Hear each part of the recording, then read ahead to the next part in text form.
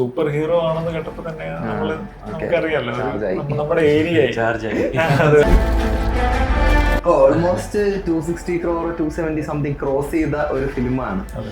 അപ്പൊ ഇത്രയും കവർ ചെയ്ത ഒരു ഫിലിം നിങ്ങളൊരു ഫ്രീ ആപ്പിലാണ് യൂസ് ചെയ്തത്, ബ്ലെൻഡറിലിട്ടാണ് നിങ്ങൾ വർക്ക് ചെയ്തത് ഞാൻ അറിഞ്ഞു. സത്യമാണോ? അത് ഫ്രണ്ട് ബ്ലെൻഡർ ഫ്രീ ആണ്, അതിൽ തന്നെയാണ് മോസ്റ്റ്ലി CG വർക്കുകൾ. ബ്ലെൻഡർ അതിന് മാത്രം വലുതായി കഴിയും.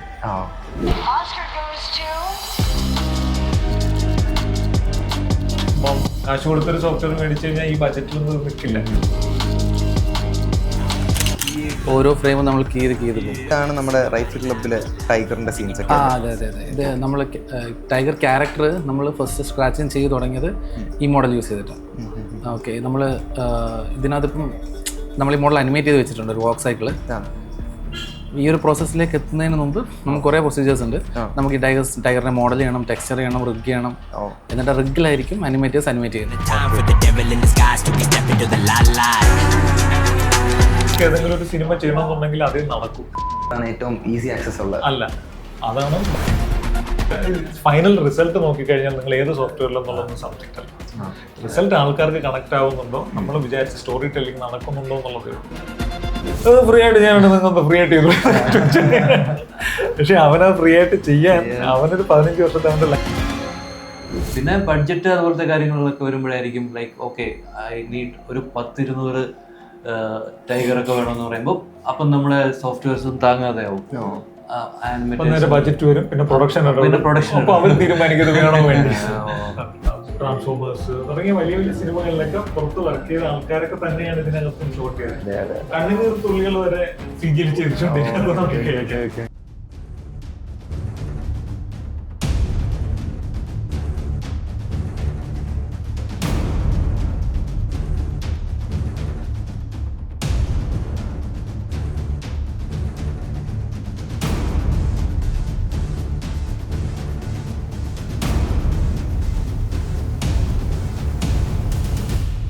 ഉണ്ടായതും സംഭവിച്ചതും വളർന്നതും ഒക്കെ മലയാളികളിലൂടെ തന്നെയാണ്. മലയാളികളുടെ സിനിമ തന്നെയാണ്. അവർ പുറത്തു പോകാനുള്ള കാരണം മലയാളം ഇൻഡസ്ട്രി ഇതുപോലുള്ള ലോകകൾ സംഭവിക്കാത്തത് കൊണ്ട് പുറത്തു പോകേണ്ടി വന്നവർ. ഇനി ലോക ചാപ്റ്റർ 1 ചന്ദ്ര കണ്ടിറങ്ങിയ എല്ലാ പ്രേക്ഷകർക്കും എനിക്ക് തോന്നുന്നു ഏറ്റവും ക്യൂരിയസ് ആയിട്ടുള്ള ഒരു കാര്യമായിരിക്കും സിനിമയിലെ VFX CGI ടീം ആരായിരിക്കും എന്നുള്ളത്. സോ ഞാനും ഭയങ്കര ക്യൂരിയസ് ആയിരുന്നു സിനിമ കണ്ടിറങ്ങിയതിന് ശേഷം. അങ്ങനെ അത് തേടി എത്തി ഞാനിപ്പം ഇവിടെ നിൽക്കുന്നത് ലിറ്റിൽ ഹിപ്പോ സ്റ്റുഡിയോസിലാണ്. അപ്പം ഇതിൻ്റെ 2 ആളുകളാണ് ഈ സ്റ്റുഡിയോസിൻ്റെ മെയിൻ പുള്ളികൾ. സോ മീറ്റ് അനീഷ് കുട്ടി ആൻഡ് അനിൽ സാം. അനീഷ് കുട്ടി is A director, like VFX director, and Anil Sam supervisor. Okay, അപ്പം നിങ്ങളാണ് ലോക ടീമിൻ്റെ VFX ടീം അല്ലേ? നമ്മളും ഭാഗമാണ്. Okay okay okay. എങ്ങനെ ലോക സംഭവിക്കുന്നു? ബ്ലോക്ക് ബസ്റ്റർ പടമാണ്, എല്ലാവരും ക്യൂരിയസ് ആണ്. വെളിയിൽ ഇറങ്ങാൻ പറ്റുമെന്ന് എനിക്ക് തോന്നുന്നില്ല. കൊത്തുകൊണ്ട് പോകാ ഹാപ്പിയാ. ഓക്കെ, എങ്ങനെയാണ് എക്സ്പീരിയൻസ് ആയിട്ട് തോന്നി? ഭയങ്കര നല്ല എക്സ്പീരിയൻസ്. ആർട്ടിസ്റ്റുകൾ അവരുടെ ലൈഫിൽ കിട്ടുന്ന സുഖമുള്ളൊരു സമയം എന്ന് പറഞ്ഞാൽ ഇതുപോലത്തെ സമയങ്ങൾ തന്നെയാണ് നല്ലത്. സാധാരണ ഒരുപാട് നമ്മള് സിനിമകൾ ചെയ്തു പോകുമ്പോഴും വിജയം പലപ്പോഴും ഒക്കെ കിട്ടുന്നൊരു സുഖമാണ്. അത് സത്യം പറഞ്ഞാൽ അത് കേരളത്തിലുള്ള ഒരുപാട് സ്റ്റുഡിയോകൾ ഇൻവോൾവ് ആയിട്ടുള്ള ഒരു പ്രോജക്റ്റ് ഡെലിവറി ആയതുകൊണ്ട് തന്നെ ഒരുപാട് പേർക്ക് സന്തോഷമുള്ള ഒരു നല്ല മൊമെന്റ് തന്നെയാണ് ഇൻഡസ്ട്രി. എക്സ്പെക്ട് ചെയ്തിരുന്നോ? ഇല്ല ഇല്ല, അത് ആരും നമ്മുടെ ഡൊമിനിക്കോ ആരും അധികം എക്സ്പെക്ട് ചെയ്തിട്ടില്ല. ഇതൊരു എക്സ്പെരിമെന്റൽ പ്രോജക്റ്റ് ആണെന്ന് DQ ഇടയ്ക്ക് പറയുന്നുണ്ട്. അപ്പൊ പുള്ളിയെ സമയത്തോളം ഇതൊരു ശ്രമമാണ്, പക്ഷെ ക്ലിക്കാവാന്ന് പറയാം. പക്ഷെ ഇത്രയും വിജയം പ്രതീക്ഷിച്ചില്ല. എങ്ങനെയാണ് അപ്പൊ ലോകയിലേക്ക് എത്തുന്നത്? അത് റൈഫിൾ ക്ലബ്ബ് ചെയ്തുകൊണ്ടിരുന്ന സമയത്ത് റൈഫിൾ ക്ലബ്ബില് ബിപിൻ പെരുമ്പള്ളി അതിനകത്ത് ആക്ടർ ആയിട്ടുണ്ട്. ആ സമയത്ത് അതിനകത്തൊരു 50 മിനിറ്റ്സോളം CG VFX ഉള്ള സിനിമയാണ് റൈഫിൾ ക്ലബ്ബ്. അപ്പൊ അതിന്റെ വർക്ക് ഞാൻ ലിറ്റിൽ ഹിപ്പോ തന്നെയാണ് ചെയ്തത്. അങ്ങനെയാണ് പെരുമ്പള്ളിയായിട്ട് സംസാരിക്കുന്നത്. പെരുമ്പള്ളിയാണ് അവരെ നിമിഷമായിട്ടും ഡൊമിനിക്കായിട്ടും സ്റ്റോറി പറയാനായിട്ട് വിളിച്ചത്. ഞാൻ അവിടെ പോയി സ്റ്റോറി കേട്ടു. അതന്നെ സൂപ്പർ ഹീറോ ആണെന്ന് കേട്ടപ്പോ തന്നെ നമുക്കറിയാലോ നമ്മുടെ ഏരിയ ചാർജായി. പിന്നെ കഥ കേട്ടു. അത് കേട്ടപ്പോ അത് സൂപ്പർ ഹീറോ ആണെങ്കിൽ കൂടി വളരെ മിനിമൽ ആയിട്ടുള്ള ഒരു സ്റ്റോറി ഒരു സ്ഥലത്തും കൂടെ ഇങ്ങനെ പറഞ്ഞു ഓവർ VFX വേണ്ട എന്നൊക്കെ ഒരു അണ്ടർസ്റ്റാൻഡിങ് ഉണ്ടായിരുന്നു. എന്തെങ്കിലും വന്നാലും അത് റിയലിസ്റ്റിക് ആയ ലോകവുമായി ബ്ലെൻഡ് ചെയ്ത് പോകണം, പക്ഷെ ഒരു വേൾഡ് ബിൽഡിംഗ് ഉണ്ടാവും ഇതിനകത്ത് എന്നുള്ളത് ആദ്യമേ അനിമേഷന്റെ ഒക്കെ കമന്റുകളിൽ നിന്ന് മനസ്സിലായി. പിന്നെ അതിന്റെ വർക്കുകളിലേക്ക് കയറി. പിന്നെ ഷൂട്ടിലും എനിക്ക് 6 മാസത്തോളം ഉണ്ടായിരുന്നു ഷൂട്ട്, പല പല സ്ഥലങ്ങളിലായിട്ട്. അപ്പൊ അവിടെയും അവരുടെ കൂടെ ഗ്രൂപ്പിന്റെ ഒപ്പം സഞ്ചരിച്ചു. അത് കഴിഞ്ഞ് ഫുട്ടേജ് കിട്ടി. പിന്നെയാണ് നമ്മളെ സ്റ്റുഡിയോകളിലേക്ക് കണക്ട് ചെയ്ത് നമ്മളെല്ലാരും കൂടെ വീതിച്ച് അതിനൊരു ഔട്ട്പുട്ടിലേക്ക് എത്തിക്കാൻ. പിന്നെ ഓണം റിലീസ് ഡേറ്റ് വന്നപ്പോഴത്തേക്കും ടൈറ്റ് ആയി. പിന്നെ 2 മാസം കൊണ്ട് രാത്രിയും പകലും വർക്കായിരുന്നു. അവസാനം തീർത്തു. അതായിരുന്നു എൻ്റെ ഒരു overall story. Almost 260 crore 270 something cross ചെയ്ത ഒരു ഫിലിമാണ്. അപ്പൊ ഇത്രയും കവർ ചെയ്ത ഒരു ഫിലിം നിങ്ങളൊരു ഫ്രീ ആപ്പിലാണ് യൂസ് ചെയ്തത്, അല്ലെങ്കിൽ ബ്ലെൻഡറിലിട്ടാണ് നിങ്ങൾ വർക്ക് ചെയ്തത് ഞാൻ അറിഞ്ഞു. സത്യമാണോ? അത് ഫ്രണ്ട് ബ്ലെൻഡർ ഫ്രീ ആണ്. അതിൽ തന്നെയാണ് മോസ്റ്റ്ലി CG വർക്കുകൾ. പക്ഷെ ബ്ലെൻഡർ അതിന് മാത്രം വലുതായി കഴിയും, അത്യാവശ്യം നമുക്ക് ക്വാളിറ്റി ഉള്ള. പക്ഷെ ഇതിനകത്ത് അല്ലെ, നമ്മുടെ മലയാള സിനിമയിൽ നിങ്ങൾക്ക് ഏതെങ്കിലും ഒരു സിനിമ ചെയ്യണമെന്നുണ്ടെങ്കിൽ അത് നടക്കും. ബ്ലെൻഡറാണ് ഏറ്റവും ഈസി ആക്സസ് ഉള്ളത്. അല്ല, അതാണ് ബജറ്റ് പൈസ നമുക്ക് മാനേജ് ചെയ്യാൻ പറ്റും. നോക്കി കഴിഞ്ഞാൽ ഇപ്പൊ എല്ലാരും പറയുന്നുണ്ട് ചെറിയ ബജറ്റിൽ ഈ വലിയ സിനിമ ചെയ്തു എന്നൊക്കെ പറയുന്നില്ല. ഈ ചെറിയ ബജറ്റ് ആക്കണമെന്നുണ്ടെങ്കിൽ നമുക്കും നമ്മുടേതായ രീതിയിൽ കുറെ സാധനങ്ങൾ കൊച്ചിരിക്കണം. അതിലൊന്നാണ് ഈ സോഫ്റ്റ്വെയർ ബ്ലെൻഡർ. നമ്മള് കാശ് കൊടുത്തൊരു സോഫ്റ്റ്വെയർ മേടിച്ചു കഴിഞ്ഞാൽ ഈ ബജറ്റിലൊന്നും നിൽക്കില്ല. അതുകൊണ്ടാണ് പുറത്ത് വർക്കുകളൊക്കെ പോകുമ്പോഴത്തേക്കും മില്യൺസിലും ഒക്കെ കയറി പോകുന്നത്. അപ്പൊ ഈ അത്രയും എഫക്റ്റീവ് ആവാനായിട്ട് ഈ ആപ്പിന് അത്രയും വലിയൊരു ഇമ്പാക്ട് ഒന്ന് ടാലന്റഡ് ആൾക്കാർ തന്നെയാണ് ഇതിന്റെ മെയിൻ. പിന്നെ ഡയറക്ടറുടെയും നമ്മുടെ ടീമിന്റെയും വർക്ക് ചെയ്യുന്ന ആർട്ടിസ്റ്റിന്റെയും കൺവിക്ഷൻ, അവന്റെ ക്രാഫ്റ്റും അവന്റെ ടാലന്റും അതുണ്ടെന്നുണ്ടെന്നുണ്ടെങ്കിൽ ഈ വല്ലഭന് പുല്ലു ആയതെന്ന് പറഞ്ഞ പോലെ ഒന്നും ഇല്ലാത്തടത്തൊന്നും റിസൾട്ട് വരും. എനിക്ക് തോന്നുന്നു അങ്ങനെ ഒരു സ്ഥലത്താണ് ഇപ്പൊ മലയാളം ഇൻഡസ്ട്രി കൂടുതൽ ഞാൻ കാണുന്നത്. പിന്നെ നമുക്ക് ഏതെങ്കിലും ഒരു പർട്ടിക്കുലർ ഏരിയ ഫൈൻ ട്യൂൺ ചെയ്ത് ഇന്ന തന്നെ വേണമെന്ന് തോന്നിക്കഴിഞ്ഞാൽ നമ്മൾ അങ്ങനെയുള്ള ആൾക്കാരെ എടുക്കും, അങ്ങനെയുള്ള സോഫ്റ്റ്വെയർ എടുക്കും. പക്ഷെ മോസ്റ്റ്ലി നമ്മളെ സമയമെടുത്തോളം ഇവിടുത്തെ നമുക്ക് ഔട്ട്പുട്ട് എടുക്കാൻ ഫൈനൽ റിസൾട്ട് നോക്കിക്കഴിഞ്ഞാൽ നിങ്ങൾ ഏത് സോഫ്റ്റ്വെയറിലെന്നുള്ളതൊന്നും സബ്ജക്റ്റ് അല്ല. റിസൾട്ട് ആൾക്കാർക്ക് കണക്ട് ആവുന്നുണ്ടോ, നമ്മൾ വിചാരിച്ച സ്റ്റോറി ടെല്ലിംഗ് നടക്കുന്നുണ്ടോ എന്നുള്ളതേ ഉള്ളൂ. അതിന് നമ്മൾ എന്തും ചെയ്യാം. പക്ഷെ ബ്ലെൻഡറാണ് ഞങ്ങൾ കൂടുതൽ ഉപയോഗിക്കുന്നത്. ആക്ച്വലി ബ്ലെൻഡറിനെ ചെറുതായിട്ട് കണ്ട ലൈക്ക് ഓസ്കർ കിട്ടിയ മൂവീസ് എല്ലാം ബ്ലെൻഡറിൽ തന്നെയാണ്. പറഞ്ഞ പോലെ അതിന്റെ സ്കില്ല് നമ്മൾ ഏത് സോഫ്റ്റ്വെയർ യൂസ് ചെയ്യുന്നു ദാറ്റ് മാറ്റേഴ്സ്. ലൈക്ക് ലോകയ്ക്ക് വേണ്ടി നിങ്ങൾ ഏതൊക്കെ സോഫ്റ്റ്വെയർസ് യൂസ് ചെയ്തിട്ടുണ്ട് ബ്ലെൻഡർ അല്ലാതെ? മെയിൻലി ബ്ലെൻഡറാണ്. പിന്നെ കോമ്പോസിറ്റിങ്ങിന് ഞാൻ എന്റെ ഒരു ഫ്രണ്ട് പറഞ്ഞാണ് ലൈക്ക് വാട്ടർ ഡ്രോപ്പിൽ നിന്നൊക്കെ വേറൊരു പരിപാടിയാണ് അങ്ങനെ കുറെ. അത് ഒരു നമ്മൾ കുറെ വർക്കെല്ലാം ഒരു പർട്ടിക്കുലർ സ്റ്റുഡിയോക്ക് കൊടുക്കും. അപ്പൊ അവർ കംഫർട്ടബിൾ ആവുന്ന ചില സോഫ്റ്റ്വെയർസ് ഉണ്ടാവും. അപ്പൊ അത് അവരെ തന്നെ അങ്ങനെ തന്നെ റിസൾട്ടിങ് എടുക്കുന്നത്. ഞങ്ങളെ സംബന്ധിച്ചിടത്തോളം ഔട്ട്പുട്ട് വേണമെന്നുള്ളത്. അത് അവർ കംഫർട്ടബിൾ സോഫ്റ്റ്വെയർ, അത് അവരുടെ ഇഷ്ടം. അങ്ങനെ തന്നെ പലരും പല സ്റ്റുഡിയോകളും പല രീതിയിലുള്ള സോഫ്റ്റ്വെയർസും ഉപയോഗിച്ചിട്ടുണ്ട്. അത് എനിക്ക് തോന്നുന്നു റിസൾട്ട് ഓറിയന്റഡ് ആണ് പരിപാടി. അല്ലാതെ ഫ്രീ സോഫ്റ്റ്വെയർ എന്ന് കരുതിയാൽ ആ ഫ്രീ സോഫ്റ്റ്വെയർ പറഞ്ഞതിനകത്തുള്ള ഒരു എനിക്ക് മനസ്സിലായത്, ആ ഫ്രീ സോഫ്റ്റ്വെയറിനെ ഈ ഒരു റിസൾട്ട് ചെയ്യാൻ വേണ്ട ഒരു ടാലന്റഡ് പേഴ്സൺ വളർന്നു വരുന്നതുണ്ട്. അതൊരു 10-15 വർഷത്തെ അവന്റെ ലൈഫാണ്. അതാണ് ഈ റിസൾട്ട് ഉണ്ടാക്കി കംപ്ലീറ്റ്ലി ഫ്രീ സോഫ്റ്റ്വെയർ നിങ്ങൾക്ക് ബിൽഡ് ചെയ്യുന്ന ഒരു സാധനമാണ്. നിങ്ങൾക്ക് നമ്മൾ ഈ പ്രൊഡക്ഷൻ ഹൗസിൽ നിന്നൊക്കെ വരുന്ന ചോദ്യം എങ്ങനെ എത്തിയാ അത് ഫ്രീ ആയിട്ട് ചെയ്യാനുണ്ട്, നിങ്ങൾ ഫ്രീ ആയിട്ട് ചെയ്തു.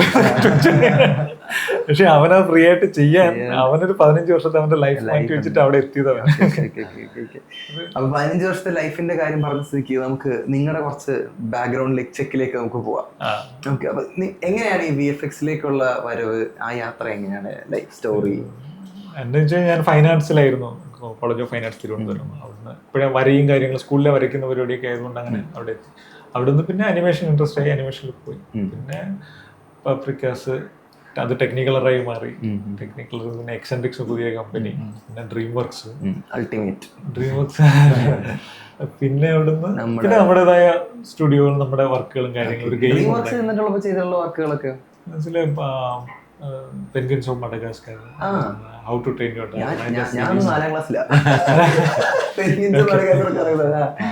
അപ്പൊ അങ്ങനെ അവിടെ 1.5 വർഷം.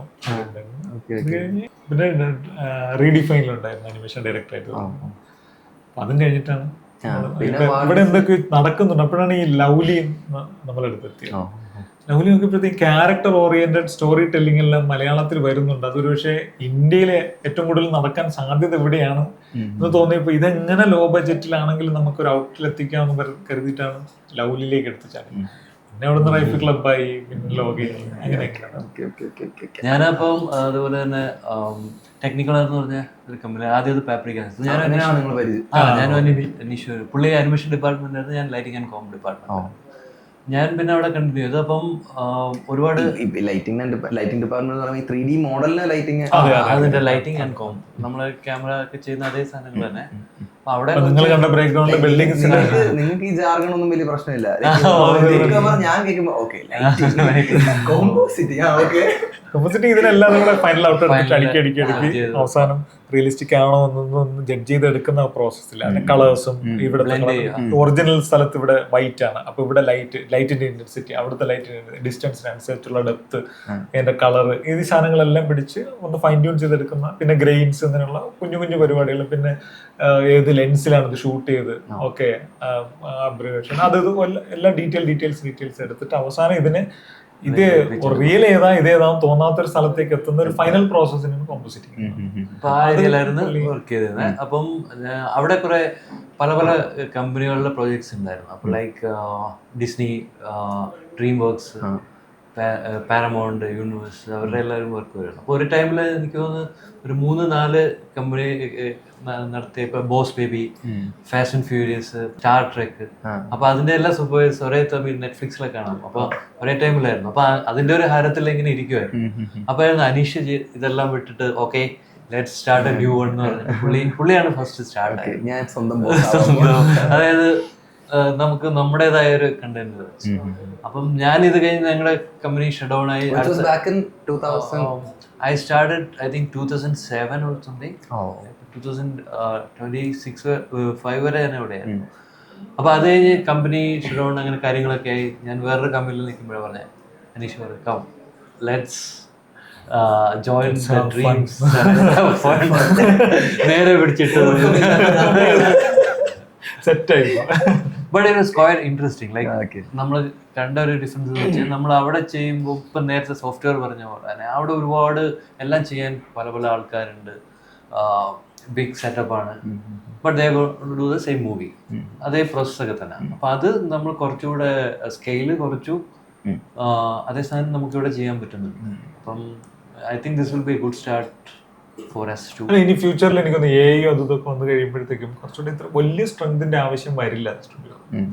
ചെറിയ സ്ട്രെങ്തിൽ തന്നെ കുറച്ചുകൂടെ സ്റ്റോറി ഓറിയന്റഡ് ആയിട്ടും കുറച്ചുകൂടെ ഔട്ട്പുട്ട് ഓറിയന്റഡ് ആയിട്ടും നല്ല റിസൾട്ട് വരാനുള്ള സാധ്യതകൾ കാണുന്നുണ്ട്. ഒരു കുറച്ച് ഈ ഒരു എക്സ്പീരിയൻസ് ഉള്ള ഒരു ചെറിയ കൂട്ടം ആൾക്കാർക്ക് ഒരു സിനിമയൊക്കെ ഈസി ആയിട്ട് മാനേജ് ചെയ്യാൻ പറ്റുന്ന രീതിയിലേക്കാണ് കാര്യങ്ങൾ പോയിക്കൊണ്ടിരിക്കുന്നത്. So that leads to my next question. അതായത് ഇപ്പോൾ ലൈക്ക് AI-യുടെ ഇന്റർഫിയറൻസ് എന്ന് പറയുമ്പോൾ ഭയങ്കര വലിയൊരു ഇമ്പാക്ട് കൊണ്ടുവന്നിട്ടുണ്ടെന്നാണ് എല്ലാവരും പറയുന്നത്. ലൈക്ക് ഇത് റീപ്ലേസ് ചെയ്യും എന്നൊക്കെ പറയുന്നുണ്ട്. പക്ഷേ like one side of the story, the other side saying that like ഇതിന്റെയും കൂടെ ബ്ലെൻഡ് ഉണ്ടെങ്കിൽ like we could like create Marvel, അങ്ങനത്തെ ലൈക്ക് സ്റ്റഫ് നമുക്ക് ഇറക്കാമെന്ന് പറയുന്ന ആളുകളുണ്ട്. So what is actual reality? നമ്മള് ലോകയിൽ നോക്കിക്കഴിഞ്ഞാൽ AI 1-2% അത് ചോദിക്കാൻ ഏറ്റവും വലിയ വേറെ കാര്യം, ഞാൻ ഈ അടുത്ത് കണ്ട 1-2 സിനിമകളിലെല്ലാം ഏറ്റവും ആദ്യത്തെ ടൈറ്റിൽ ട്രാക്ക് ഒക്കെ കാണിക്കുന്ന സമയത്ത് കുറെ വിഷ്വൽസ് ഉണ്ടല്ലോ, കംപ്ലീറ്റ്ലി AI ജനറേറ്റഡ് ആയിട്ടാണ് പറയുന്നത്. ലൈക്ക് അതിനൊക്കെ ഇറേഴ്സ് ഉണ്ടെങ്കിൽ കൂടി, പക്ഷെ ദാറ്റ് സീംസ് സാറ്റിസ്ഫൈങ്.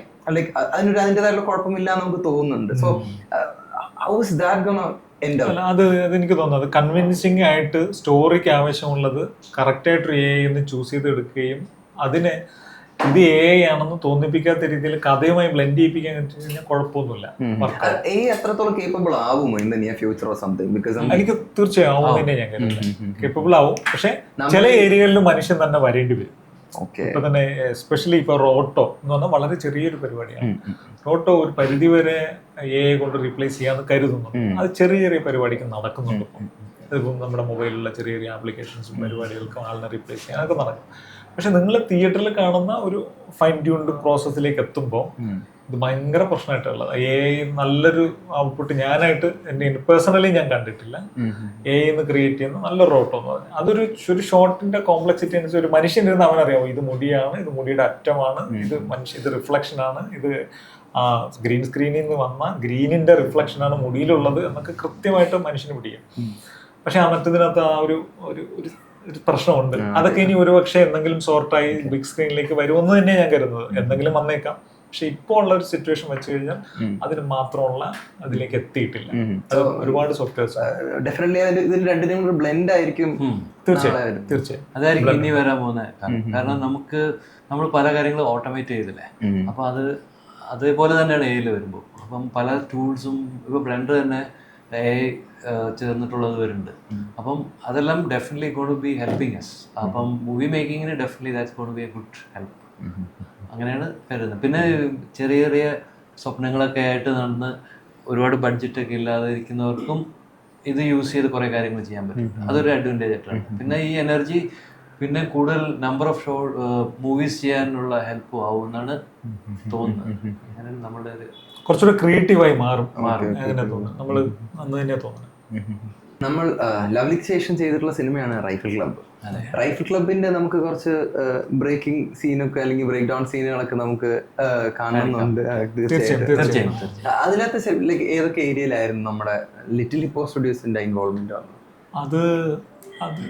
അതിനകത്തും നമ്മൾ ഈ ഇതുപോലെ തന്നെ ഞങ്ങളാണ് ലിറ്റിൽ ഹിപ്പോ സ്റ്റുഡിയോ ആണ് മൊത്തത്തിൽ എടുക്കുന്നുണ്ടെങ്കിൽ അതിനകത്തും മറ്റ് സ്റ്റുഡിയോകളുടെ സപ്പോർട്ട് എടുത്തിട്ടുണ്ടായിരുന്നു ഞങ്ങൾ. പക്ഷെ അത് മെയിൻലി ഞങ്ങളെടുത്ത് ഈ ടഫ് പരിപാടിയെല്ലാം ഞങ്ങളിവിടെ അങ്ങ് ചെയ്യും. എന്നിട്ട് റോട്ടോ മാച്ച്മോ അങ്ങനെയുള്ള മാച്ച്മോ ഇല്ല, റോട്ടോ ആണ് മെയിൻലി. പിന്നെ അങ്ങനെയുള്ള പരിപാടികളൊക്കെയാണ് മെയിൻലി പുറത്തു. പിന്നെ ബുള്ളറ്റിന്റെ കുറെ പരിപാടികൾ, ഷോർട്ട്, മസിൽ ഫ്ലാഷ്, ഈ പരിപാടികളൊക്കെ കുറെ എല്ലാം പുറത്തു പോകും. മെയിൻ CG VFX എലമെന്റുകൾ, മെയിൻ ഷോട്ടുകളും നമ്മളിവിടെ അത് ലോകയിലും അത് തന്നെയാണ്, അങ്ങനെ തന്നെയായിരുന്നു ചെയ്തിരുന്നത്. അതിനകത്ത് നോക്കി കഴിഞ്ഞപ്പം ടൈഗറും പട്ടിയും കൊണ്ടുള്ളൊരു അടിയുണ്ട്. പിന്നെ കുറേ ഷോട്ടുകളിൽ പട്ടിയുണ്ട്. എല്ലാം CG ആണ്. അതെ. അപ്പൊ അത് നമുക്ക് ഷൂട്ട് ചെയ്യാൻ പറ്റില്ലല്ലോ എന്തായാലും. അപ്പൊ അതെല്ലാം ഇത് തന്നെ. പിന്നെ കുറെ ഉണ്ട്, കുറെ അതിനകത്ത് നോക്കി കഴിഞ്ഞാൽ അതിന്റെ ഒരു ബ്രേക്ക് ഡൗൺ ഞാൻ കാണിച്ചു തരാം. ഡാൽമേഷ്യൻ ഡോഗിന്റെ അല്ല, അത് വേറെ മുതോൽ ഹണ്ട് എന്ന് പറഞ്ഞിട്ടുണ്ടാവില്ല. അതെ, അതിൻ്റെത് അത് അങ്ങനെ ഒരു പട്ടി ഉണ്ട്. മുതോൽ ഹണ്ട് എന്ന് പറഞ്ഞിട്ടുള്ള അതും എനിക്ക് തോന്നുന്നു അത് കുറെ ഷോട്ടുകളെല്ലാം അവരുടെ ഒറിജിനൽ അങ്ങനത്തെ ഒരു ഡോഗ് ഉണ്ടായിരുന്നു. പിന്നെ ചില ഷോട്ടുകളിൽ അത് ഞാൻ മുമ്പ് പറഞ്ഞൊരു സാധനം, അത് നമ്മുടെ മെയിൻ അതിന്റെ ഒരു ഫൈറ്റും അതിന്റെ ഒരു കഴുത്ത് കട്ട് ചെയ്ത് കളയുന്ന ഒരു സിറ്റുവേഷൻ ഒക്കെ ഉണ്ട്. അത് സംഭവിച്ചത് അതിന്റെ ഷൂട്ട് മൊത്തം നടന്നത് അവിടെ രാജമന്ത്രി കുറച്ച് ആന്ധ്രാപ്രദേശിലുള്ള ഒരു ഫോറസ്റ്റിലായിരുന്നു. അപ്പൊ അവിടെ ഫ്ലൈറ്റിൽ പോകണം, പെട്ടെന്ന് തീരുമാനിച്ചതാ. ഭാഷക്കാരനൊക്കെ പറഞ്ഞ് നമുക്ക് പോകണം. അപ്പൊ ഞാൻ പറഞ്ഞ പട്ടിയെ കൊണ്ടുപോകാൻ പറ്റില്ല. അങ്ങനെ അത് മുഴുവൻ എന്നാൽ അത് ഫുൾ CG പിടിക്കണം എന്നൊരു പ്ലാനിലായി. ഓക്കെ, അവന് പോയി. പിന്നെ അവിടെ ഷൂട്ട് ചെയ്യുന്ന സമയത്ത് ഇവിടെ പട്ടി ഉണ്ടാവും, ഇവരിങ്ങനെ നോക്കും, ഇവരിങ്ങനെ ആയിരിക്കും പട്ടിയുടെ റിയാക്ഷൻ എന്ന് പറഞ്ഞിട്ട് അവിടെയുള്ള ആക്ടേഴ്സിനോട് സംസാരിക്കേണ്ടത് നമുക്കൊരു ഐഡിയ ഉണ്ട്. ചിലതെല്ലാം അതില്ലാതെ തന്നെ നമുക്ക് ചെയ്യാൻ പറ്റി. അവസാനം പിന്നെ പട്ടി ഇവരും കൂടെ ഫൈറ്റ് ചെയ്യുന്ന ഒരു സ്ഥലമുണ്ട്. അപ്പം ക്യാമറ വെക്കുമ്പോൾ ആഷിക്കട്ടെ ഇത് ഓക്കെ ആണോ, ഇത് ഓക്കെ ആവണം. പോയി നമ്മൾ റഫായിട്ട് ഡ്രോയിങ് ഇട്ട ശേഷം ആഷിക്കട്ടെ ആഷിക്കട്ടെ ഇത് വർക്കാവും തോന്നിക്കഴിഞ്ഞാൽ പിന്നെ ആ ഡയറക്ഷനിലാണ് പോകും. അങ്ങനെയാണ് മിക്കവാറും കാണാം. അതിന്റെ ബ്രേക്ക് ഡൗൺസ് നോക്കി കഴിഞ്ഞാൽ ഗ്രേ സ്കെയിൽ എങ്ങനെയാവും, എന്താണ് അവർ ഷൂട്ട് ചെയ്തത്, ഇതൊക്കെയാണ് ഷൂട്ട് ചെയ്ത്, പിന്നെ അത് മാറി അവസാനം സ്ക്രീനിൽ എത്തിക്കഴിഞ്ഞിട്ട് പിന്നെ നമ്മളിന്ന് എഡിറ്റ് ചെയ്യും. അത് എഡിറ്റർ വന്നു കഴിഞ്ഞാൽ എഡിറ്റർ കൺഫ്യൂസ് ആവും, ഇത് ഇത്ര വേണം. അപ്പൊ നമ്മളിന്ന് ഒരു റഫ് എഡിറ്റ് ഉണ്ടാക്കിയിട്ട് അത് ആ പുള്ളിയെ കാണിച്ചിട്ട് ഓക്കെ ആണോ, പുള്ളി പറയും എനിക്ക് ഇത്ര സ്ഥലമാണല്ലോ, ഇതിനകത്ത് നീ എന്താന്ന് വെച്ചാൽ ചെയ്തോണം. എന്നിട്ട് അത് കണ്ടിട്ട് ഇവരുടെ ഡയറക്ടോറിയൽ ടീം വന്ന് നോക്കിയിട്ട് അവർക്കത് സ്റ്റോറി വൈസ് കണക്ട് ആവുന്നുണ്ട്, എന്തെങ്കിലും ചേഞ്ച് ഉണ്ടെങ്കിൽ അത് പറയും. ശ്യാം പുഷ്കർ പറഞ്ഞിട്ടുണ്ടായിരുന്നു പന്നിയുടെ ഒരു ഉണ്ടായിരുന്നു, അതിനകത്ത് കുറച്ച് കമന്റ് നമുക്ക് ഇങ്ങനെ ഒരു ഷോട്ട് ആഡ് ചെയ്താലോ, അപ്പൊ ഒരു ഗ്രഡ്ജ് കിട്ടൂല എന്നൊക്കെ പറഞ്ഞിട്ട് പുള്ളിയുടെ കുറെ സജഷൻസ് ഉണ്ടായിരുന്നു. അപ്പൊ അതൊക്കെ നമ്മൾ പിന്നെ ഒരു പുതിയ ഷോട്ട് ക്രിയേറ്റ് ചെയ്യും, അതിനുള്ള സ്പേസ് കണ്ടുപിടിക്കും, പ്ലേസ് ചെയ്യും. അപ്പൊ അങ്ങനെ ഒരു ബാക്ക് ആൻഡ് ഫോർത്ത് ആ പ്രോസസ്സിലുണ്ടായിരുന്നു. ഒരു കോൺഫ്ലിക്റ്റ് ഉണ്ടാവാറുണ്ടോ ഫിലിം മേക്കറും? ഇല്ല, സ്റ്റോറിക്ക് വേണ്ടി ജീവിക്കുക എന്നുള്ളതാണ് എല്ലാവരും ചെയ്യുന്നത്. സ്റ്റോറി ഇതാണ് ഡിമാൻഡ് ചെയ്യുന്നുണ്ടെങ്കിൽ പിന്നെ അതിനകത്ത് നമ്മളില്ല ഞാനത് ചെയ്യില്ല എന്ന് പറയാം. സ്റ്റോറി ഡിമാൻഡ് ചെയ്യുന്ന അത്രയും ചലഞ്ചിങ് ആണെങ്കിലും ചലഞ്ചിങ് ആണെങ്കിൽ അതിനെ എങ്ങനെ നമുക്ക് എല്ലാവർക്കും കൺവിൻസിംഗ് ആയ രീതിയിൽ അതേ സ്റ്റോറി വേറെ രീതിയിൽ പറയാൻ പറ്റും എന്നുള്ള സ്ഥലത്തേക്ക് നമ്മൾ ഡിസ്കഷൻ കൊണ്ടുപോകലുണ്ട്. നമുക്ക് പറ്റില്ല ബ്രോ, ഇത് നടക്കില്ല എന്ന് പറഞ്ഞു കഴിഞ്ഞാൽ നടക്കില്ല എന്ന് തന്നെ. ഏറ്റവും ചലഞ്ച് ചെയ്യിപ്പിച്ചിട്ടുള്ള ഒരു സീൻ ഏതാണ് റൈഫിൽ? അല്ലെങ്കിൽ റൈഫിലോ അല്ലെങ്കിൽ ഇതുവരെ ചെയ്തിട്ടുള്ള സിനിമകളിൽ ഏറ്റവും ചലഞ്ച് ചെയ്യിപ്പിച്ചിട്ടുള്ളത്? ഏറ്റവും കമ്മാണോ? അതെ, ഏറ്റവും common തന്നെ പറയുന്നത്. അല്ല, ഇത് ഓരോന്നിനും അതിൻ്റെതായ ഒരു ചലഞ്ച് ഉണ്ടാവും, ചലഞ്ചിങ് ഏരിയയിൽ തന്നെ ഉണ്ടാവും. അപ്പൊ ഓരോ തവണയും നമ്മളിപ്പോ ഷാർപ്പൺ ആയിക്കൊണ്ടുണ്ട് സത്യം, നമ്മുടെ ടീമും നമ്മുടെ ആൾക്കാരും. അപ്പൊ അവിടെ ഇരിക്കുന്ന ഒരു ആർട്ടിസ്റ്റ് ആദ്യം കണ്ട പോലെ അല്ല ഇപ്പൊ ഒരു സാധനം കാണുന്നത്. ലോകയ്ക്ക് മുമ്പ് കണ്ടിരുന്ന പോലെ അല്ല, ലോക കഴിഞ്ഞ ശേഷം അവര് ഒരു പ്രോഡക്റ്റ് വന്നു കഴിഞ്ഞാൽ അതിനെ പറ്റി അവർ വിഷ്വലൈസ് ചെയ്യുന്നതിന്റെ കുറച്ചുകൂടെ നല്ല രീതിയിലാണ്. അങ്ങനെ ഷാർപ്പണായി വരുന്നുണ്ട്. അതാണ് നമ്മുടെ ഒരു സ്വത്ത്. പിന്നെ കോൺഫ്ലിക്റ്റ് വരാറില്ല. കാര്യം എന്ന് വെച്ച് കഴിഞ്ഞാൽ അവരൊരു ട്രസ്റ്റുമായിട്ട് നമ്മളടുത്ത് വന്നിട്ട് ഇങ്ങനെ ഒരു കാര്യം ചെയ്യാൻ പറയും. അപ്പൊ നമ്മുടെ കോൺട്രിബ്യൂഷൻ കൊടുത്ത് അത് എങ്ങനെ എത്രയും ബെറ്റർ അതായിരിക്കും കൂടുതലും എല്ലാ VFX കമ്പനിയും ചെയ്യാറുള്ളത്. പിന്നെ ബഡ്ജറ്റ് അതുപോലത്തെ കാര്യങ്ങളിലൊക്കെ വരുമ്പോഴായിരിക്കും ലൈക്ക് ഓക്കെ ഐ നീഡ് ഒരു 10-200 ടൈഗറൊക്കെ വേണമെന്ന് പറയുമ്പോൾ അപ്പം നമ്മുടെ സോഫ്റ്റ്വെയർസും താങ്ങാതെ ആവും. ബഡ്ജറ്റ് വരും, പിന്നെ പ്രൊഡക്ഷൻ അങ്ങനെ ഒരു കോൺഫ്ലിക്റ്റ് മാത്രമേ ഉണ്ടാവുള്ളൂ. അല്ലാതെ അതിനകത്ത് എത്രയും കൂടുതൽ ക്യാഷും ആണ് നമ്മളെ മിക്കവാറും പോയിട്ട് സ്റ്റോപ്പ് ചെയ്യിക്കുകയോ വേണ്ടാന്ന് തീരുമാനിക്കുകയോ അല്ലെങ്കിൽ സീക്വൻസ് തന്നെ കട്ട് ചെയ്ത് കളയാന്ന് പറയും. അങ്ങനെയൊക്കെ പറയുന്നത് അങ്ങനെ ഉണ്ടാവുള്ളൂ. ടൈമില്ല, ഇപ്പം ഓണത്തിന് റിലീസ് ചെയ്യണം, അതിന് മാക്സിമം എന്ത് ചെയ്യാൻ പറ്റും അത് ചെയ്യുക എന്നുള്ളതേ ഉള്ളൂ. 100 പുലി വേണ്ട. അപ്പൊ എനിക്ക് തോന്നുന്നു ലോകം കാണുന്ന എല്ലാവരും ഏറ്റവും അധികം ക്യൂരിയസ് ആയിട്ടുള്ള ഒരു കാര്യമായിരിക്കും ലൈക്ക്, അതായത് കുറെ സീനുകൾ നമ്മൾ ഒട്ടും എക്സ്പെക്ട് ചെയ്യുന്നില്ല. അത് VFX ആണെന്ന് ഇപ്പൊ ലൈക്ക് ഇവിടുത്തെ ബ്രേക്ക് ഡൗൺ കണ്ടപ്പോഴാണ് എനിക്ക് മനസ്സിലായത് ഓക്കെ ഇതൊക്കെ VFX ആയിരുന്നു എന്ന് തന്നെ. കാരണം അത്രയും അപ്പൊ ലൈക്ക് അത്രയും പെർഫെക്ഷൻ ആയിട്ട് ചെയ്യാനായിട്ട് നിങ്ങളെ ഹെൽപ്പ് ചെയ്തിട്ടുള്ള ആ വർക്ക് എങ്ങനെയായിരുന്നു? അല്ലെങ്കിൽ ഡൊമിനിക്കുമായിട്ടുള്ള കൊളാബറേഷൻ എങ്ങനെയായിരുന്നു? ഡൊമിനിക് ഇത് നമ്മള് പ്രീ പ്രൊഡക്ഷൻ സമയത്ത്, അതായത് ഷൂട്ട് നടക്കുന്ന സമയത്ത് തന്നെ നമുക്കറിയാം ഈ ഏരിയ നമ്മള് സ്റ്റുഡിയോയിലായിരിക്കും, ഈ ഏരിയ ഫ്രം ദ ബിഗിനിങ് അങ്ങനെ ഒരു പ്ലാനിൽ തന്നെ അത് നിമിഷല്ലൊക്കെ കുറച്ചുകൂടെ പ്ലാൻഡ് ആയിരുന്നു. അപ്പോൾ ഇതൊക്കെയാണ് ഞങ്ങൾക്ക് വേണ്ടത്, ഇതിന്റെ എക്സ്റ്റൻഷൻ ഇങ്ങനെ വേണം, ഇതിങ്ങനെ വേണമെന്നൊരു ധാരണ അവിടെ നിന്ന് കിട്ടും. അപ്പൊ ഞങ്ങൾ അതിനെ നേരത്തെ പ്ലാൻ ചെയ്യും, ഇങ്ങനെ ഒരു സൈഡിൽ നമ്മുടെ വർക്ക് തുടങ്ങും. പിന്നെ നമ്മുടെ ടീമുകൾ എന്ന് വെച്ചാൽ മിക്കവാറും ഇതിനകത്ത് വർക്ക് ചെയ്തവരൊക്കെ ഇന്റർനാഷണൽ പ്രോജക്റ്റുകളിൽ വർക്ക് ചെയ്തിട്ടുള്ള, ഇപ്പോ ട്രാൻസ്ഫോമേഴ്സ് തുടങ്ങിയ വലിയ വലിയ സിനിമകളിലൊക്കെ പുറത്ത് വർക്ക് ചെയ്ത ആൾക്കാരൊക്കെ തന്നെയാണ് ഇതിനകത്തും ഷോട്ട് ചെയ്തിട്ടുള്ളത്. അപ്പൊ അതുകൊണ്ട് എനിക്ക് ടീമിനെ പറ്റി എനിക്ക് ടെൻഷൻ ഇല്ല, ക്വാളിറ്റി വരുമെന്നുള്ളതിനെ പറ്റി ഇതില്ല. ഈ ടൈമിന്റെ ഒരു കൺസ്ട്രെയിൻ മാത്രമായിരുന്നു ഉണ്ടായിരുന്നു. ഓണത്തിന് മുമ്പ് റിലീസ് എന്ന് പറഞ്ഞാൽ പിന്നെ മലയാള സിനിമ പൊതുവിൽ CGVFX ഏറ്റവും അവസാനം ഫൂട്ടേജ് കൊണ്ട് കൊടുത്തിട്ട് ഞങ്ങൾക്ക് ഇത് വേണമെന്ന് പറയുന്നൊരു ഇതാണ് ഞാൻ പൊതുവിൽ കണ്ടിട്ടുള്ളത്. പക്ഷെ ഇപ്പൊ ആ കൾച്ചർ മാറിയിട്ട് സിനിമയുടെ തുടക്കത്തിലെ സ്ക്രിപ്റ്റുമായിട്ട് നമ്മുടെ അടുത്ത് വന്ന് സംസാരിക്കുന്ന ഒരു മൊമെന്റ് ഉണ്ട്. പ്രീ പ്രൊഡക്ഷനിലെ അത് വളരെ നല്ലൊരു ഇതായിട്ട് തന്നെ എനിക്ക് തോന്നുന്നു. അപ്പൊ കുറച്ചുകൂടെ അണ്ടർസ്റ്റാൻഡിംഗിൽ നമുക്ക് അങ്ങോട്ടും ഇങ്ങോട്ടും ബാക്ക് ആൻഡ് ഫോർത്ത് പറഞ്ഞിട്ട് സ്റ്റുഡിയോയുടെ കോസ്റ്റും കുറയ്ക്കാം, പ്രൊഡക്ഷൻ കോസ്റ്റും കുറയ്ക്കാം, നമുക്ക് നേരത്തെ ഒരു അണ്ടർസ്റ്റാൻഡിംഗും കിട്ടും. അങ്ങനെ നല്ല റിസൾട്ടിലേക്ക് എത്താൻ ഭയങ്കരമായിട്ട്. ഇതിന്റെ പ്രോസസ് എങ്ങനെയാണ്? ലൈക്ക് ഇപ്പൊ ഇവരൊരു സ്കെച്ച് തന്നിട്ട് അതിനനുസരിച്ചാണ് നിങ്ങൾ പ്ലാൻ ചെയ്യുന്നത്? അല്ല, ഇത് നമുക്ക് അതൊരു പ്ലാൻ ഉണ്ടാവും. പ്ലാൻ ആ പ്ലാനില് അതായത് ഇത്രയും ഏരിയാസ് നമ്മൾ സ്റ്റുഡിയോയിലാണ് ചെയ്യാൻ പോകുന്നത്, ഇത്രയും ഏരിയാസ് നമ്മൾ പുറത്ത് ചെയ്യാൻ പോകുന്നത്, എന്താണ് നിങ്ങളുടെ ടേക്ക്, എന്താണ് ഇതിനകത്ത്. നമ്മള് മിക്കവാറും നമുക്ക് അല്ല ഇതിന് ഈ ഏരിയ ഇങ്ങനെ പോരാ, ഈ ഏരിയ ഷൂട്ട് സമയത്ത് നമ്മൾ പോകും, ഇവിടെ ഇന്ന സ്ക്രീൻസ് വേണം, ഇന്ന മാർക്കേഴ്സ് വേണം എന്ന് പറഞ്ഞിട്ട് നമ്മൾ സെറ്റ് ചെയ്തിരുന്നു. കാര്യം നമുക്കറിയാം ഇന്ന കാര്യങ്ങൾ നമ്മൾ ചെയ്യേണ്ടതുണ്ട്. അപ്പൊ ഇതിന്റെ എല്ലാം ട്രാക്ക് പോയിന്റ്സുകൾ ഉണ്ടെങ്കിൽ ചെയ്യാൻ പറ്റുള്ളൂ എന്ന് കരുതി സ്റ്റുഡിയോയിൽ പോയിട്ട് നമ്മളെല്ലാം സെറ്റ് ചെയ്യും. അതിനുശേഷം ഷൂട്ട് കഴിഞ്ഞ് ആ ഫുട്ടേജ് കിട്ടി കഴിഞ്ഞാൽ പിന്നെ നമുക്കറിയാം നമ്മൾ നേരത്തെ പ്ലാൻഡ് ആയിരിക്കും. വേൾഡ് ബിൽഡിംഗ് എന്ന് പറയുമ്പോൾ ഈ സിനിമയിൽ അങ്ങനെ ഒരു പ്രത്യേകത എനിക്ക് തോന്നിയത് അത് അവരുടെ ഒരു ഐഡിയ തന്നെയാണ്. ക്രിയേറ്റീവ് ടീമിന്റെ വേൾഡ് കുറച്ച് യുണീക്ക് ആക്കാനുള്ള ഒരു ശ്രമം അവർ ചെയ്തിട്ടുണ്ട്. ഈ സിനിമയുടെ ലോകം കാണണമെങ്കിൽ ഈ സിനിമ കണ്ടാലേ ഈ ലോകം കിട്ടാവൂ. വേറെ ഏതെങ്കിലും നമുക്ക് പുറത്തു പോയോ ഷൂട്ട് ചെയ്തോ കണ്ടു കഴിഞ്ഞാൽ ഈ ലോകം കിട്ടരുത് എന്ന് അവർക്കൊരു ഇൻഡയറക്റ്റ് തോട്ട് ഉണ്ടായിരുന്നു. അപ്പൊ അതുകൊണ്ട് തന്നെയാണ് അവര് ഈ പർട്ടിക്കുലർ ലോകം ഇങ്ങനെ വേണം എന്ന് പറഞ്ഞിട്ടുള്ള ഒരു സ്റ്റാൻഡിൽ എത്തിയത്. അത് നമുക്ക് ഇൻഡയറക്ട്ലി കുറെ പണി കൂടി. പക്ഷെ തിയേറ്ററിൽ നിന്ന് റിസൾട്ട് വരുമ്പോൾ നമുക്ക് സന്തോഷമാണ്. ഈ പണിയൊന്നും ഒരു പ്രശ്നമല്ല. റിസൾട്ട് ആൾക്കാർ അക്സെപ്റ്റ് ചെയ്ത് കഴിഞ്ഞാൽ സന്തോഷം. അത് ഏതാ CG ഏതാ VFX എന്ന് അധികം പറയാൻ പറ്റാത്തൊരു സ്ഥലം. ചെറുതായിട്ടൊക്കെ പിടിക്കാൻ പറ്റും. ചിലതൊക്കെ അവർക്കറിയാം ഇതിങ്ങനെ നടക്കുള്ളൂ എന്നുള്ളത് അവർ പറയും. അതല്ലാതെ ഇതിനകത്ത് സ്റ്റോറി ടെല്ലിങ്ങിന്റെ ഇടയിലും VFX-ഉം CG-യും കയറിക്കും. കണ്ണുനീർ തുള്ളികൾ വരെ CG-യിൽ ചെയ്തിട്ടുണ്ട്. അപ്പൊ അങ്ങനെയൊക്കെയുള്ള ചെറിയ ഡീറ്റെയിൽസുകളായിരിക്കും. പക്ഷെ നമ്മളുണ്ട് അതിനകത്ത്. എനിക്കൊന്ന് ലോകയിൽ ഇപ്പൊ ലൈക്ക് ആ സിറ്റിയുടെ കാര്യം തന്നെ പറയുകയാണെങ്കിൽ ലൈക്ക് ബ്രേക്ക് ഡൗൺ കണ്ടപ്പോഴേ എനിക്ക് മനസ്സിലായത് പല സ്ഥലത്തും നമ്മൾ എക്സ്പെക്ട് ചെയ്യത്തില്ല. ഓക്കെ, ഈ സിറ്റി ഓക്കെ ഇത് VFX ആയിരുന്നോ, ലൈക്ക് അങ്ങനെ നമുക്ക് തിങ്ക് ചെയ്യിക്കുന്ന രീതിയിലായിരുന്നു ചെയ്തു വെച്ചിരിക്കുന്നത്. Like as A supervisor of little Hippo studios എങ്ങനെയായിരുന്നു ആ ഒരു എക്സ്പീരിയൻസ്? എങ്ങനെ ഉണ്ടായിരുന്നു? ഈ മൂവി ഒരു വളരെ ഗുഡ് എക്സ്പീരിയൻസ് ആയിരുന്നു. നമ്മൾ ഇതിനു മുമ്പ് ലവ്ലി അതുപോലത്തെ പാർട്ട്ണറായിരുന്നു. ഇതിലാണ് ഫസ്റ്റിനെ ഫുൾ അനീഷ് വിളിച്ചത്. വന്നപ്പോൾ തന്നെ മനസ്സിലായി ഇത് ചെറിയ കാര്യമല്ല. പിന്നെ നിമിഷ് ഡയറക്ടറും ഓൾറെഡി ബ്രീഫ് ചെയ്തിരുന്നു അവർക്ക് എന്താണ് ഈ ഇതിന്റെ വേൾഡിൽ വേണ്ടത്. അപ്പം എൻ്റെ ജോബ് ഇതിനെ എങ്ങനെ വേൾഡ് ക്രിയേറ്റ് ചെയ്യുക, okay how to cast assets, അവർക്ക് വേണ്ട സ്റ്റോറി ടെല്ലിങ്ങിന് വേണ്ട സാധനങ്ങൾ എന്താ ചെയ്യുക. പിന്നെ അനീഷിന് ഓൾറെഡി എല്ലാം ഈ മൂവിയെ പറ്റി എല്ലാം ബ്രീഫ് ചെയ്തിട്ടുണ്ടായിരുന്നു. അപ്പം he was throughout the movie.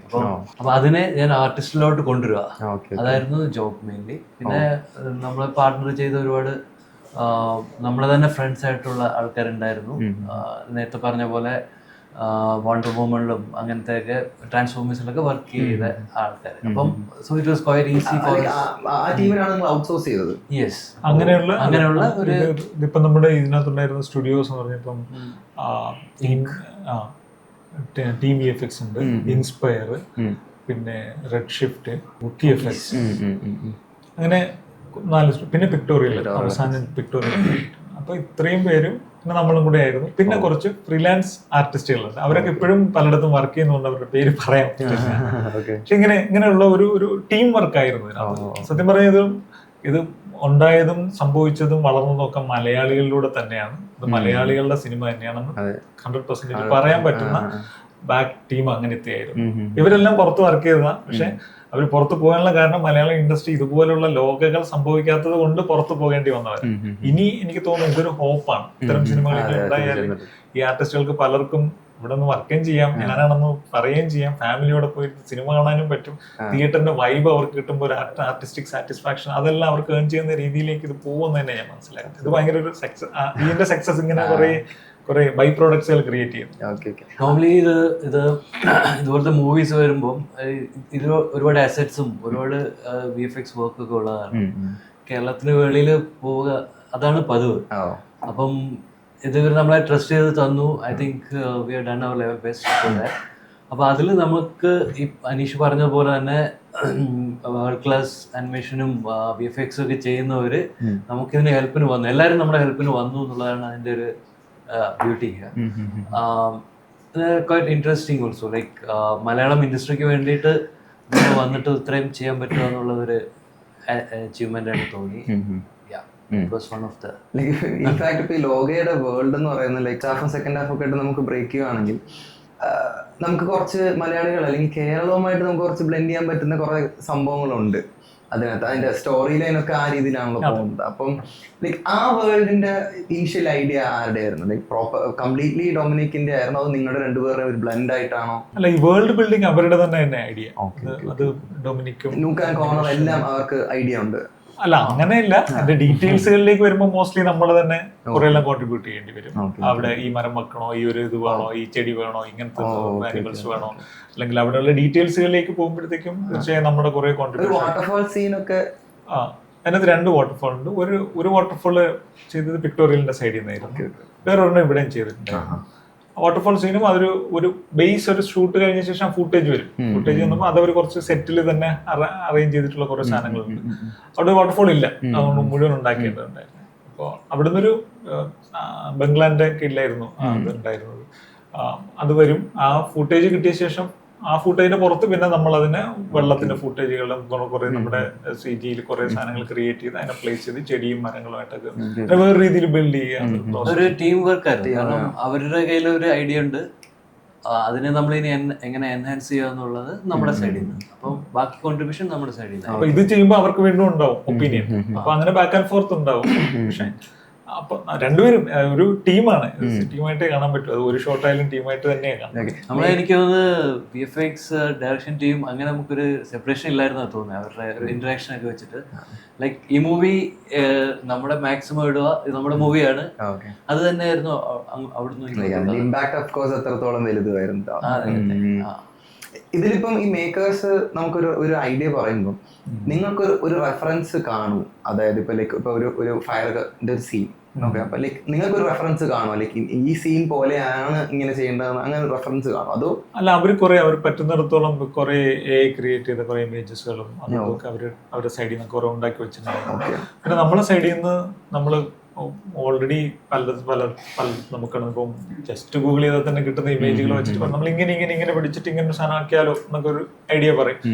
ഒരു ഓക്കെ ആയിരിക്കും എന്ന് പറയാൻ നമ്മളൊരു റഫ് ഒരു സാധനം ചെയ്തു നോക്കും, ഒരു സിംഗിൾ ഫ്രെയിം പോലെ ചെയ്യും. അപ്പൊ അതൊരു ഓക്കെ, ഈ സിറ്റി ഓക്കെ, ഈ ബിൽഡിംഗ് ഓക്കെ, നമുക്ക് ഇന്ന സാധനങ്ങൾ എടുക്കാം എന്ന് പറഞ്ഞിട്ട് ഒരു പ്ലാൻ ഉണ്ടാകും. എന്നിട്ട് അതിനെ ഒരു ഷോട്ടങ്ങ് ലോക്ക് ചെയ്തിട്ട് പിന്നെ അത് തന്നെ എല്ലാ ഷോട്ടുകളിലും അതെങ്ങനെ ചെയ്യാമെന്ന്. ഓൾമോസ്റ്റ് 6 months ആയിരുന്നു അല്ലേ ലോഗയ്ക്ക് വേണ്ടി? 6 months ഷൂട്ട് ഉണ്ടായിരുന്നു, പിന്നെ ഒരു 6 months എന്റെ പോസ്റ്റ് പ്രൊഡക്ഷൻ പരിപാടികൾ. അതിൽ അവസാനത്തെ ഒരു 2 മാസമായിരുന്നു നല്ല വർക്ക്. ഓണം കളഞ്ഞ ഇല്ല, ഓണത്തിന് തൊട്ട് മുമ്പ് തീർന്നു. ഓണത്തിന് ഉറക്കമായിരുന്നു. ഇനി ഉറക്കമില്ലാത്ത രാത്രി അല്ലാതെ കുറച്ചുകൂടെ പ്ലാൻ ചെയ്ത് തന്നെ ചെയ്യും. ഇതുപോലെ ഇപ്പൊ അവർക്ക് കുറച്ചുകൂടി ഇത്തരം കാര്യങ്ങളിലൂടെ ആൾക്കാരും എല്ലാം കമ്മ്യൂണിക്കേറ്റ് ചെയ്യുമ്പോൾ മനസ്സിലാവുന്നത് കൂടുതൽ അവർ അറിയും തോറും CGVFX പ്രാധാന്യം ഉണ്ടല്ലോ എന്ന് മനസ്സിലാക്കിക്കൊണ്ട് അവര് സ്കെഡ്യൂൾ ഇടുമ്പോൾ തന്നെ പ്രൊഡക്ഷൻ ഓക്കെ, ഇവർക്ക് 1 മാസം കൂടി ചോദിച്ചാലും കുഴപ്പമില്ല, അതിനൊരു ഇറ്റ് ഈസ് വർത്ത് എന്ന രീതിയിൽ ചിന്തിക്കാൻ തുടങ്ങിയിട്ടുണ്ട്. അതുകൊണ്ട് തന്നെ നമുക്ക് കുറച്ചുകൂടെ അവരോട് പറയാല്ലേ, ഇവിടെയുള്ള ആർട്ടിസ്റ്റുകളൊന്നും ഉറക്കണം, നിങ്ങൾ 1 മാസം കൂടെ തരണം, അല്ലെ 2 മാസം കൂടെ തരണം എന്ന് പറഞ്ഞാൽ അത് മനസ്സിലാകുന്ന രീതിയിലേക്ക് ആവുന്നുണ്ട്. ഇപ്പൊ പുതിയ ഡിസ്കഷനുകളിലേക്ക് ഞാൻ പോകുമ്പോൾ അവരെല്ലാം അങ്ങനെ ഒരു കോപ്പറേറ്റ് ചെയ്യുന്ന കാണും. അതെല്ലാം ഈ ലോക ഇമ്പാക്ട് ആയിട്ടാണ് ഞാൻ കാണുന്നത്. അൾട്ടിമേറ്റ്ലി നിങ്ങൾ ഏറ്റവും കുഴപ്പിച്ച കോംപ്ലിക്കേറ്റഡ് സീനുകൾ വല്ലതും ഉണ്ടായിരുന്നു? കോംപ്ലിക്കേറ്റഡ് എനിക്ക് ഫസ്റ്റ് ഷോട്ട് തന്നെയായിരുന്നു കുറച്ചൊന്ന് ചാലഞ്ചിങ് ആണല്ലേ. കൂടുതൽ ഡീറ്റെയിൽസ് പറയാൻ പറ്റാത്തൊരു സിറ്റുവേഷൻ. അത് പിന്നീട് കോംപ്ലക്സ് ഒരുപാട് ഉണ്ടായിരുന്നു. കാര്യം ഇത് പലതിന്റെയും ഒരു DIയിൽ എത്തിയിട്ട് തിയേറ്ററിൽ കാണുമ്പോൾ ഇത് CGയും ലൈവും കൃത്യമായി ബ്ലെൻഡ് ആവുക എന്നൊരു സ്ഥലമുണ്ട്. അവിടെ എനിക്ക് തോന്നുന്നു യഷിക അവരായിരുന്നു അതിന്റെ കളറിസ്റ്റ്. വളരെ നല്ല ഒരു ആർട്ടിസ്റ്റാണ്. അത് എനിക്ക് തോന്നുന്നു അവർക്ക് നല്ല ധാരണ ഉണ്ടായിരുന്നു എന്ത് കളർ എങ്ങനെ പിടിക്കണം. അപ്പോൾ അവരുടെ ഒരു സപ്പോർട്ട് ഉണ്ടായിരുന്നു പല സമയത്ത്. നമ്മൾ ഓരോ ചില ഷോട്ടുകളൊക്കെ ചെയ്ത ശേഷം അവിടെ പോയിട്ടല്ല ഇതിങ്ങനെയാണ് നിങ്ങൾക്ക് കളർ കിട്ടുന്നുണ്ടോ, റേഞ്ച് പിടിക്കാൻ പറ്റുന്നുണ്ടോ എന്ന് വെച്ചാൽ അവർക്ക് കൃത്യമായ ധാരണ ഉണ്ട്. നിങ്ങൾക്ക് ഇങ്ങനെ തന്നോളൂ, ഞാൻ അവിടെ നിന്ന് നോക്കിക്കോളാം എന്ന് പറഞ്ഞിട്ടുള്ള അവിടെയും ഒരു കോപ്പറേറ്റീവ് ആയിട്ടുള്ള ഒരു വർക്ക്. അതിന്റെ കൂടെ ഇൻഫാക്ട് ഷൂട്ടിന്റെ സമയത്ത് നിങ്ങൾ ഷൂട്ട് സൈറ്റിലുണ്ട്. അതെ, ഓക്കെ. അപ്പൊ നിങ്ങളും കൂടെ കണ്ടുകൊണ്ടാണ് ഇത് ഷൂട്ടിംഗ്? അതെ. ഷൂട്ട് ചെയ്യുന്ന സമയത്ത് തന്നെ ഇപ്പൊ ഒരു പർട്ടിക്കുലർ സാധനത്തിന്റെ ട്രാക്ക് എടുക്കണം. അപ്പൊ അവിടെ ഒരു ബ്ലൂ സ്ക്രീനകത്ത് ഒരു ഡോട്ട് വന്നിട്ടുണ്ടെന്നുണ്ടെങ്കിൽ അവിടെ ഞാൻ ഉണ്ടെങ്കിലും അതിൽ ചില ഏരിയാസ് റിമൂവ് ചെയ്യണം. അപ്പൊ ഞാൻ പറയില്ല, ഇത്രയും കൂടെ കവർ ചെയ്യണം, സ്ക്രീൻ ഇട്ടേ പറ്റുള്ളൂ, എന്നാലും എനിക്ക് മറ്റത് ചെയ്യാൻ പറ്റുള്ളൂ. പിന്നെ ഇതിന്റെ FOV നോക്കുമ്പോഴത്തേക്ക് അത് മുഴുവൻ ബ്ലറായി പോയി, എനിക്ക് പിടിക്കാൻ സ്ഥലമില്ല, നിങ്ങൾ ബ്ലറില്ലാതെ എടുക്കും, ബാക്കി ഞാൻ നോക്കിക്കോളാം. ഈ FOV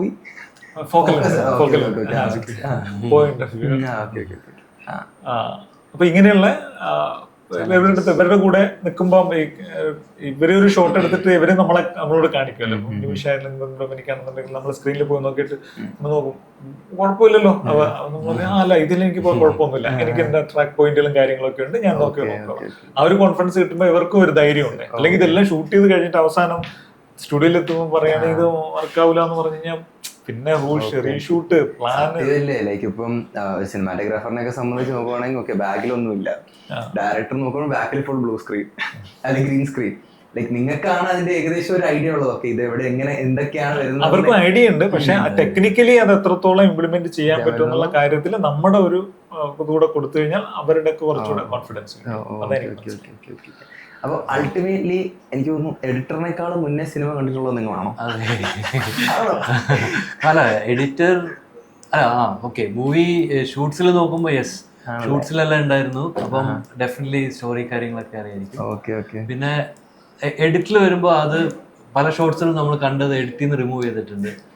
അപ്പം അതെല്ലാം കഴിഞ്ഞു. പിന്നെ ഒരു ഫൈൻ ട്യൂൺ ചെയ്തിട്ട് അങ്ങനത്തെ ഒരു സാധനമായിരിക്കും. നമ്മൾ കണ്ട സിനിമയും തിയേറ്ററിൽ കാണുന്ന സിനിമയും വ്യത്യസ്തമാവും. അത് അവസാനം മിക്സും ഇതൊക്കെ സൗണ്ടും മിക്സും പിന്നെ VFX ഫൈനലൈസ് ചെയ്തിട്ട് എഡിറ്റിനെ ഒന്ന് ക്രിസ്പാക്കിയ ശേഷം തിയേറ്ററിൽ എത്തിക്കഴിയുമ്പോൾ നമ്മൾ ഇവിടെ ഫ്ലോറിൽ കാണുന്ന നമ്മൾ വർക്ക് ചെയ്തുകൊണ്ടിരിക്കുമ്പോൾ നമുക്ക് തോന്നുന്നതിനേക്കാൾ അത് ലൈഫ് കയറും അതിനകത്ത്. അപ്പോൾ അതിന്റെ എമോഷണൽ ഗ്രാഫും എല്ലാം കൃത്യമായി കണക്ട് ആയിട്ട് കയറി കഴിയുമ്പോൾ അത് ഫീല് വേറുന്ന. അപ്പോ ആ തിയേറ്ററിൽ കാണുന്ന സിനിമ നമ്മളും തിയേറ്ററിലാണ് കണ്ടത്. അതെ, അതിന്റെ ഫൈനൽ ഔട്ട്പുട്ട് ലൈക്ക് അതെ. ഞങ്ങൾ മ്യൂസിക് കേട്ടിട്ടില്ലായിരുന്നു. അതെ. പിന്നെ ഫുൾ ഗ്രേഡിങ് കണ്ടിട്ടില്ല. അപ്പം അതെല്ലാം കഴിഞ്ഞ് വരുമ്പോഴാണ് ഓ വാവ് ദിസ് അനദർ മൂവി. അപ്പൊ അതിന്റെ റേഞ്ച് മാറി. റോ ക്ലിപ്പാണോ നിങ്ങൾ കണ്ടത്? കൂടുതലും റോയിൽ വെച്ചിട്ടാണ് നമ്മുടെ വർക്ക് സ്റ്റാർട്ട് ചെയ്യുന്നത്. കളർ ഗ്രേഡ് ചെയ്തിട്ടുള്ള ബേസ് കളർ ഗ്രേഡ് ചെയ്തിട്ടുണ്ടാവും, അതിലൊക്കെ വർക്ക് ചെയ്യും. പക്ഷെ മൂവി എന്ന് പറയുമ്പോഴത്തേ അത് തിയേറ്ററിലെ ഇരുട്ടിൽ കാണുന്ന ഒരു അത്ഭുതമാണ്. അതിനെ അങ്ങനെ ഇതൊരു സ്റ്റോറി എന്ന രീതിയിൽ നമ്മൾ ഇങ്ങനെ ടെക്നിക്കലി ചിന്തിച്ചാൽ ഇതിങ്ങനെ ആവാം, അപ്പൊ ഇത് വർക്ക് ആവും എന്നൊക്കെ ഒരു തോട്ട് പ്രോസസ്സാണ്. വർക്ക് ആവുന്നുണ്ടോ ഇല്ലയോ എന്ന് ആ ഇരുട്ടിൽ അറിയാം. ഓക്കെ. സോ ലോകയിൽ നമ്മൾ കണ്ട മാജിക് എല്ലാം ഈ ഒരു റൂമിൽ നിന്നാണ് ജനറേറ്റ് ചെയ്തിട്ടുള്ളത്. അപ്പം അതിൻ്റെ എല്ലാ മാസ്റ്റർ ബ്രെയിൻസ് ഇവിടെ ഇരിക്കുന്ന ഓരോരുത്തരുമാണ്. അതിൻ്റെ ഏറ്റവും വലിയ 2 പേരാണ് like Anil Sam and Aneesh കുട്ടി. സോ ഇവരിൽ നിന്നാണ് ഇത്രയും വലിയ ഒരു പ്രോജക്റ്റ് പിച്ചപ്പ് ആവുന്നത് അല്ലെങ്കിൽ പിച്ച് ഓൺ ആവുന്നത്. സോ പിന്നെ ഫർദർ അനിലേട്ട എന്താണ്? ഇനി നമുക്ക് ഫ്യൂച്ചറിൽ ഇതുപോലത്തെ വലിയ മൂവീസ് വരട്ടെ, നമുക്ക് ഇനി മീറ്റ് ചെയ്യണം. ഓക്കെ. എത്രയൊക്കെ എൻക്വയറീസ് വന്നു തുടങ്ങി? ഒരുപാട് എൻക്വയറീസ് വന്നു തുടങ്ങി. ഒരുപാട് ആൾക്കാർ ഹിന്ദിയിൽ നിന്നൊക്കെ വന്നു തുടങ്ങിയിട്ടുണ്ട്. അപ്പം അതിന്റെ ഒരു ഹാപ്പിനെസ് ഉണ്ട്. അടിപൊളി. എല്ലാം ചെയ്യാൻ അങ്ങനെ വരുള്ളൂ. അപ്പം ഇനിയും ഒരുപാട് എൻക്വയറീസ് വരട്ടെ, ഇനിയും ഒരുപാട് സിനിമകൾ ചെയ്യാൻ വരട്ടെ, ഒരുപാട് വിസ്മയങ്ങൾ കാഴ്ചവെക്കാൻ നിങ്ങളെ കൊണ്ട് സാധിക്കട്ടെ ആഗ്രഹിക്കുന്നു, ആശംസിക്കുന്നു. Thank you so much. Okay.